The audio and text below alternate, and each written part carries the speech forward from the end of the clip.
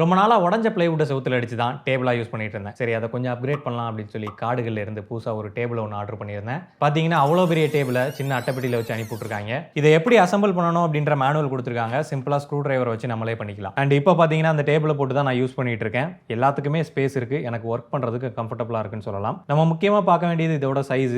Length வந்து 110 centimetre வரும். Width வந்து 55 சென்டிமீட்டர். ஹைட் வந்து 75 சென்டிமீட்டர். ஸோ அந்த லென்த் மட்டும் 110 சென்டிமீட்டர் இல்லை அதுக்கும் மேலே இருக்கிறது வாங்குறது நல்லது. ஏன்னா அப்பதான் ஓரளவுக்காவது ஸ்பேஸ் இருக்கும். 90 சென்டிமீட்டர்லாம் இருக்கும். அது வந்து ரொம்ப சின்னதாக இருக்க மாதிரி இருக்கும் ஸ்பேஸ். அடுத்தபடியாக இதோட குவாலிட்டி, நான் வந்து ஸ்டீல் லெக் இருக்கிற மாதிரி வாங்கியிருந்தேன். மரத்தில் இருக்கிறது வாங்கலாம், பட் அது ரொம்ப ஷேக் ஆகிறதுக்கு வாய்ப்பு இருக்கு. அதனால இதுவே பெட்டர். அண்ட் இந்த டேபிள் டாப்புக்கு வரக்கூடிய பிளைவுட்டும் வந்து பார்த்தீங்கன்னா ரொம்ப ஹெவியான ஒரு பிளைவுட் தான், நல்ல வெயிட்டாக இருந்துச்சு. அதே மாதிரி கீழே திங்ஸ் வைக்கிறதுக்கு ஒரு சின்ன ஷெல்ஃப் மாதிரி கொடுத்துருக்காங்க. அண்ட் அதுதான் இந்த 2 ராடையும் சப்போர்ட் பண்ணியும் பிடிச்சிக்குது. இதோட விலை வந்து 3000 வந்துச்சு. நல்லா ஸ்ட்ராங்காக தான் இருக்கு. டேபிள் கொடுக்கறது ஒர்த்து தான். ஸோ ப்ராடக்ட் வேணும்னு நினைச்சீங்கன்னா சேனல் நேம் கீழே லிங்க் இருக்கும், செக் பண்ணி பாருங்க.